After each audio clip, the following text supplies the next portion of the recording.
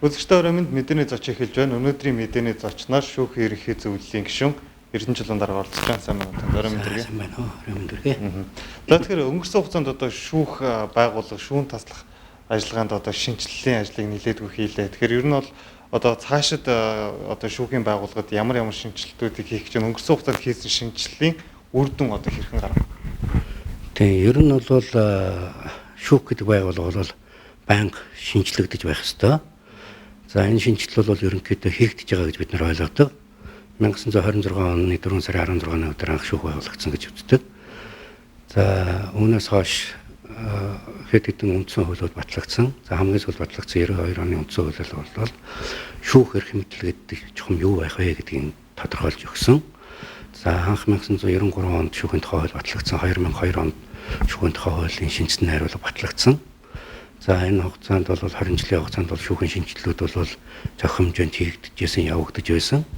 Тэр чигтэл 2000 онд улсын их хурлаар шүүх эрх мэдлийн стратеги төлөвлөгөө гэж төлөвлөгөө гаргаж батлуулж явж байсан. Гэхдээ энэ маань бол бас шаардлагад хангахгүй, нийцэхгүй ийм байгаа байдал бол ажиглагдсан.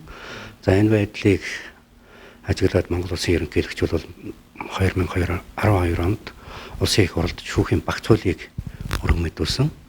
За энэ хууль батлагдаад 13 оны 5 сараас 4 сарын 15-ны өдрөөс эхлээд хүчин төгөлдөр болж мөрдөгдөж байна. За энэ хуулийн хүрээнд бол шүүхийн хөгжлийг, ирээдүйг, стратегийг, мастер төлөвлөгөө гэдэг юм уу энийг тодорхойлох, боловсруулах зайлшгүй шаардлага бол гарч ирсэн. За үүнтэй холбоотойгоор энэ онд бол шүүхийн ерөнхий зөвлөл бүр эрхийнхээ хүрээнд 5 хөтөлбөр батлан гаргасан. За үүний нэг нь бол одоо шүүхийн шинэ менежмент хөтөлбөр гэж байгаа. За шүүгч ажилтны нийгмийн хамгааллын хөтөлбөр гэж байгаа. За шүүхийн хүний нөөцийг бэхжүүлэх хөтөлбөр гэж байгаа. Шүүхийн одоо хөрөнгө оруулалтын дунд зах зээний хөтөлбөр гэж байгаа. Шүүх ба олон нийт хөтөлбөр гэсэн ийм 5 хөтөлбөрийг бол бид нар батлан гаргасан. За энэ хөтөлбөрүүдээ бол нэгтгэхэд нийлүүлээд шүүхийн одоо эх 2020 он хүртэлх одоо хөгжлийг, стратегийг тодорхойлох мастер төлөвлөгөө гэдгийг бол боловсруулж гаргахаар бол бид нар ажиллаж байна.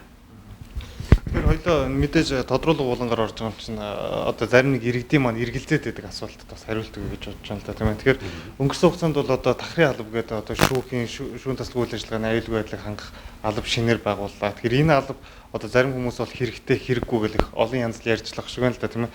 Тэгэхээр энэ алба одоо яг одоо байгуулагдсан шүүхийн байгууллагуудад ямар ач холбогдолтой? Тэгээ ер нь бол бид нар ч нь бол одоо олон улсын жишгт нийцэн, дэлхийн жишгт нийцсэн ийм шүүхтэй болох гэж ингэж зорж байгаа улс шүү дээ. Тэгэхээр бусад улс орнуудын шүүхийг ингээ харахаар бол судалгаа хийгээд ингээд үзэхээр бол дийлэнх нь бол одоо ийм одоо манад монголчлоод буулгацснаар бол тахрын алба гэж ийм алба бол шүүгчийн аюулгүй байдлыг хангаж ингэж явдаг юм байл л дээ. Тэгэхээр энэ утгаараа бид нар бол одоо энэ тахрын алба гэдэг байгууллага байж энэ бол шүүгчийн аюулгүй байдлыг хангаж ажиллах нь одоо зүй ёсонд нийцэх маа гэж үзээд одоо хууль зүйн сайд санаачилж энэ хуулийг улсын их хурлд өргөн мэдүүлээд улсын их хурл бол энэ хуулийг батлан гаргасан. За тахрын алба бол байгуулагдаад орон нутгийн одоо Монгол улс чинь 79 шүүх байгаа. Энэ 79 шүүхэд бүгдээрэнд нь одоо шүүгчийн аюулгүй байдлыг хангах ийм үйл ажиллагааг эрхлэн явуулж байгаа. За ер нь хуучин бол энэ үүргийг бол цагдаагийн байгууллага хариуцж гүйцэтгэдэг байсан. За цагдаагийн байгууллагатай бид нар бас хил хамаа ололцоод ингээд ажилдаг байсан. Гэхдээ бас хөдөө орон нутагт бол цагдаагийн байгууллагын алба хаагчид бас юу гэдгийг одоо шүүхийн хэвийн ажиллах нөхцөл болцоог хангах ялангуяа шүүх хуралдааны дэгийг сахиулах энэ ажиллагаанд оролцоход бас хүмүүнчний хувьд хүрэлцэхгүй, зарим нэг шүүх хуралдааны хувьд оролцохгүй байх зэрэг ийм тохиолдол гарч ирсэн. Энэ байдал бүрэн арилсан юм. Би бол энэ тахрын алба байгуулагдсан энэ шүүгчийн аюулгүй байдлыг хангах бол зайлшгүй шаардлагатай юм аа. Энэ зөв зүйтэй алхам болсоо л гэж ингэж л үзэж ойлгож байгаа.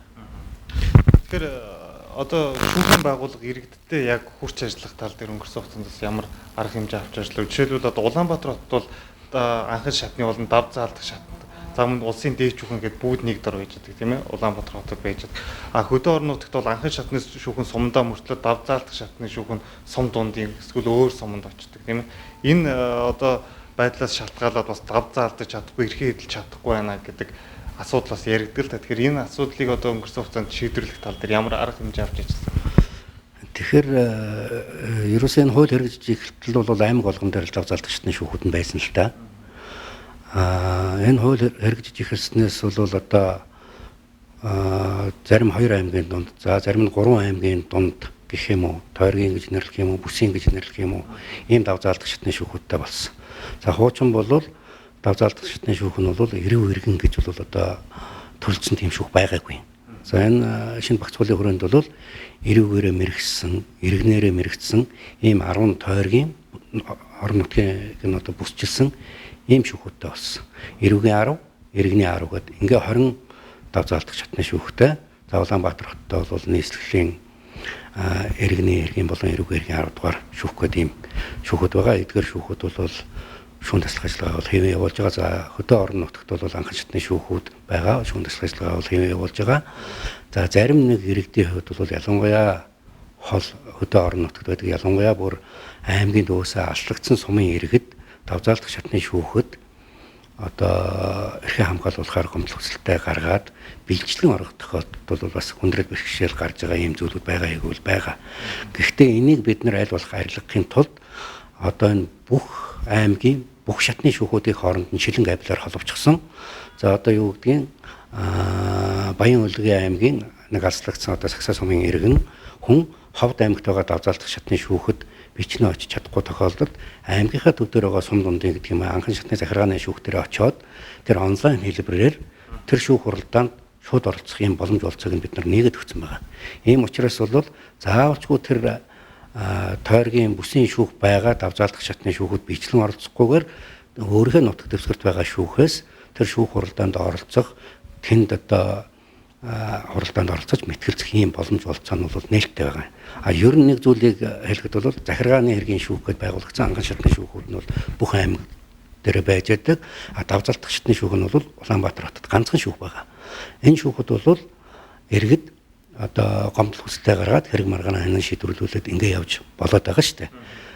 Тэгэхэд бол дайжаа өшөө 10 аймагт одоо 20 шүүх бүсчлээд ингэ байж байгаа бол нэг хайхтар хүний эрхийг хязгаарлаад хаагаад боогоод байгаа зүйл бол байхгүй болов гэж ингэж бодож байгаа. Гэхдээ энэ хууль хэрэгжиж эхлэхэд бол нэг жил хагас ил нүүрүүдж байна. Хэрэг одоо иргэдийн зүгээс энэ маань үнэхээр болохгүй байна, хүн зурдалтай байна, бэрхшээлтэй байна гэдэг юм уу юу гэдгийг янз бүрийн асуудал гарах юм бол бид нар бол ер нь энэ болж байгаа юу гэдэг талаар судалгаа хийж байгаа. Хэрвээ болохгүй байна гэх юм бол Монгол улсын ерөнхийлөгчид энэ асуудлыг 50 Монгол улсын ерөнхийлөгч энэ өөрийн санаачилсан хуулиа эргэж хараад бүр эрхийнхээ хүрээнд Монгол улсын их хурлд энэ хуулийн зүйл залтыг эргэж харах талаар бас өөрчлөлт оруулах бүрэн эрх ийм бүрэн боломж бол байгаа юм аа. Хууль хэрэгжиж эхлээд дөнгөж жил 6 сар л болж шít. За тэгэхээр шүүхийн ерөнхий зөвлөл бол ерөнхийдөө одоо Монгол улсад үйл ажиллагаа болж байгаа шүүхийн байгууллага замун шүүгч нарын одоо үйл ажиллагааны бодлогыг тодорхойлдог байгууллага гэж ерөнхийдөө бол ойлгогддог тийм ээ. Тэгэхээр энэ байгууллагаас ер нь одоо шүүгчнийхээ авилга хэл ахуйд өртөхгүй байх тал дээр ямар арга хэмжээ авч ажиллаж байна. Өнөөдрийн байдлаар одоо яг дөнгөж томилогдож байгаа шүүгч гэдэг юм уу эсвэл одоо ажилласан жилээс шалтгаалаад шүүгч нарын маань цалин хэдээс хэд орчим төгрөгийн хооронд юм. Тэгэхээр энэ шүүгчийн эрх зүйн байдлын тухай хуулийн 23 дугаар зүйлд шүүгчийн эдийн засгийн баталгааг бол маш тодорхой заагаад өгсөн юм л да. Энэ хуулиар бол шүүгчийн цалин бол амьдрах, ажиллахад нь одоо хүрэлцээтэй баталгаатай байна гэд ингээд заасан. Тэгээд энэ амьдрах, ажиллахад нь баталгаатай хүрэлцээтэй байх цалин хэд байх ёстой юм болоо гэдгийг одоо бид нар мэдэхгүй байгаа учраас мэрэгжлийн судлаачдад хандаад мэрэгжлийн судлаач нар бол судалгаа хийлгэсэн. За энэ одоо өндөр хөгжилтэй орнуудын энэ Европын орн, Америкийн орн, Азийн орнуудын шүүгч нарын цалин хангамж ямархуу байдгийм бэ, ямархуу нэмэгдэл авдгийм бэ гэдэг. Ингээд энэ судлаачд бол бид нарт бол ер нь шүүгчийн цалин ийм байхад л амьдрахад, ажиллахад нь одоо баталгаатай хүрэлцээтэй байх юм байна. Ийм цалин авж байгаа нөхцөлд бол шүүгч нар бол авилга хэл ахуулаас бол ангид байж чадах юм байна гэж ингэж судалгаа гаргаж өгсөн. Гэхдээ бид нар бас улс их орныхоо эдийн засгийн энэ хүндрэлтэй байгаа нөхцөл байдлыг ойлгоод бас хүнжлийнхээ хэрээр хөлөөж ийн гихчээр Монголынхаа энэ нөхцөлд таарсан, тохирсон энэ цалин хангамжийг тогтоож олох нь зүйтэй юм байна гэж үзэж шүүхийн ерөнхий зөвлөл өөрсдөө тогтоосон. Хуучин төгөлдөр мөрдөгжсэн шүүхийн тухай хуулиар бол улсын их хурл шүүгчдийн цалин улсын их хурл тогтооно гэж байсан. Энэ заалт нь бол байхгүй болсон юм. Энэ байхгүй болсон явдал нь юу вэ гэхээр нэг техникийн алдаа гаргаад байхгүй болсон юм шиг л дээ. Энийг улсын их хурлаас байгуулагдсан ажлын хэсэг дээр ярьж яагаад ийм байх ёсгүй байна. Энэ хууль тогтоох засаглал, шүүх засаглал, гүйцэх засаглал гэдэг чинь би энэс ангид байх хэрэгтэй юм байна. Гэтэл шүүгчнэрийн цалинг улсын хурал тогтооно гэдэг чинь эдийн засгийн хувьд бол нэг засаглалынхаа хараат байдалд орчих юм байна гэдэг үүднээс л энэ улсын их хурлын гишүүд өөрсдөө энийг байх шаардлагагүй гэж үзээд хуулиас хасчихсан юм. Ингээд энэ батлагдсан хуулийн хүрээнд л бид нар бол шүүгчний цалинг тогтоосон. Тэгтээ бол нэлээд одоо миний хувьд бол нэлээд багаар тогтоосон 2.7-оос 3.3-ын хооронд тогтоосон. Хуучин бол одоо шүүн таслах ажиллагааны үндсэн цалингаас гадна шүүн таслах ажиллагааны нэмэгдэл, зэрэг дэвийн нэмэгдэл, докторийн нэмэгдэл, за өшөөч нь юу вүлээ? Зэрэг дэвийн нэмэгдлүүд нэр ингээд 4-5 нэмэгдлүүд авдаг байсан л да. Эдгээр бүх нэмэгдлүүд нь бол байхгүй болчихсон юм. Одоо бол ингээд хүнд харагдахаар бол үндсэн цалин өндөр болсон учраас шүүгчийн цалин нэмэгдчихлээ гэж ингэж харагдаад байгаа байхгүй юу? А яг үнэн хэрэг дээрээ хуучин хуулийнхаа хуучин цалингаар хуучин нэмэгдлүүдээ аваад явбал одоогийнхоосоо бол одоогийнхтайгаа бол адилхан ойролцоол байх байсан. Шүүгчийн эрх зүйн байдлыг бордуулахгүй, цалин хөлсөнд ордуулахгүй гэдэг утгаар хуучин хуулиуд нэгэн төвчнгүү болсон учраас л бид нар тэрнтэй дүүцгүүц хэмжээний цалинтай байлгах ёстой учраас энэ цалингаар тогтоочод ингэ явж байгаа юм л да. Одоо энэ дээр бол шүүгчээр ажилласан 5 дахь жилээс эхлээд жилбэр 2% нэмэгдэл аваад явж байгаа юм л ганцхан нэмэгдэл аваад явж байгаа. За баярлалаа үзэгчдээ. Тэгэхээр өнөөдрийн манай мэдээний зочноор шүүх ерөнхий зөвлөлийн гишүүн Эрдэнэ Чулуунга оролцлоо. Танд баярлалаа. Таны цаашдаа ажилд өндөр амжилт хүсье. За баярлалаа. Та бүхэн ч сайн ажиллана гэсэн. Мэдээ өргөлж байгаа үзэгчдээ.